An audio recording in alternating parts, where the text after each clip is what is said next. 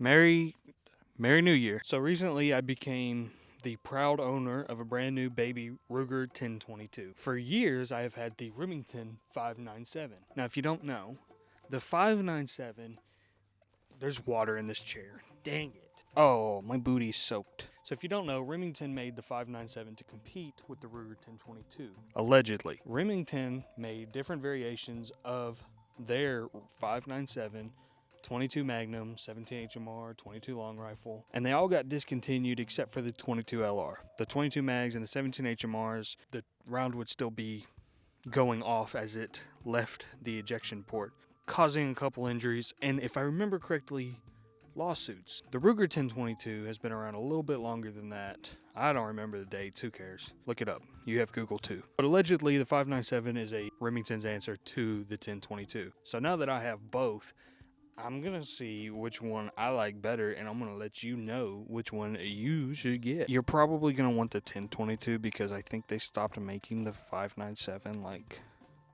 the last decade. Whoops.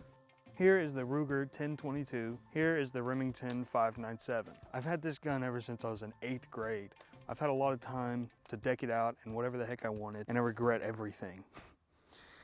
This one has been in my arsenal for about 3 weeks now. I've put a red dot on it and I hate it. I don't hate it, I just haven't dialed it in yet. So accuracy is not gonna be a factor in this video. We're going strictly after performance, not accuracy performance. We're gonna go over durability. No, we're not. We're not doing that at all. I'm not gonna bust these up. We're gonna go over functionality there. I think that's the best word to use for this, functionality. Basically, we're gonna shoot it and I'm gonna let you know which one I think is better in my opinion. But the first thing to know is that this is much heavier, and no, it's not because of the scope and it's not because of the bipod. This is genuinely like a much heavier gun.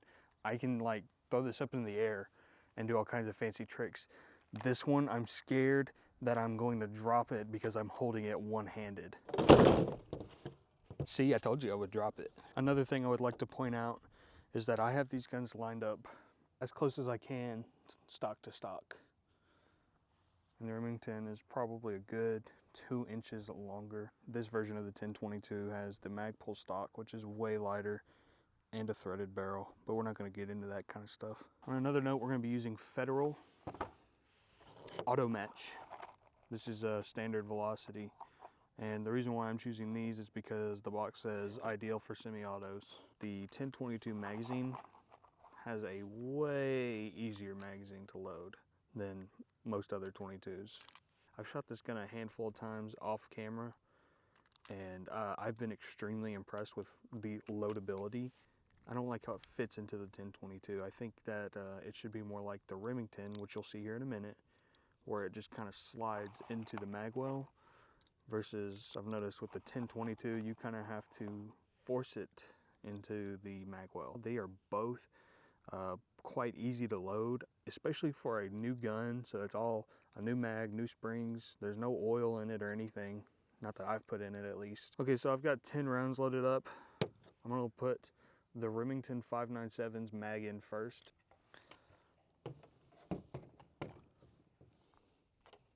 All it does is slide in there. And when you're ready to shoot, pull the bolt back, release, take the safety off, and it's good to go. Now for the 1022, I've noticed you kind of have to rock it in there a little, but once it's in there, it's good to go.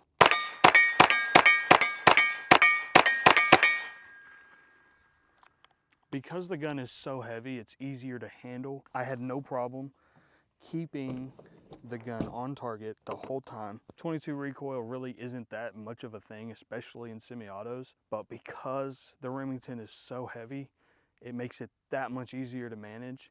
I know it sounds kind of crazy because there really is no kick at all. Those crosshairs stay on the target the whole time. This hasn't been sighted in.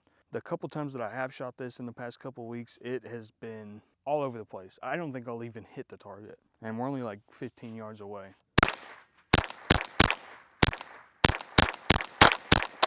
And that's the thing I'm not a fan of with this, is that there's no bolt hold open.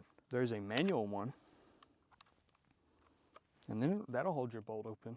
But because this gun is so much lighter than the Remington, I feel like I could shoot this for hours. I won't get tired. My arms won't get tired. Part of the reason why the Remington has that bipod on it is because it's so heavy. This isn't heavy at all.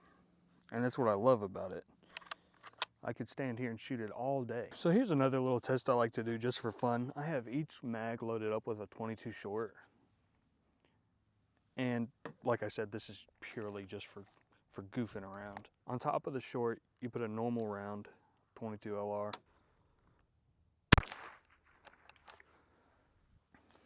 I don't know how well you'll be able to see this, but it looks like it tried to pick up the short, but that it just got jammed right up into the front of the magazine and got hung up there.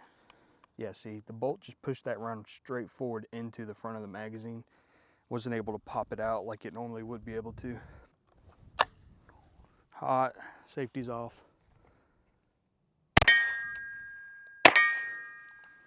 And that was both of them. And there was a last shot hold open. And our last test is gonna be which one looks the coolest in slow motion.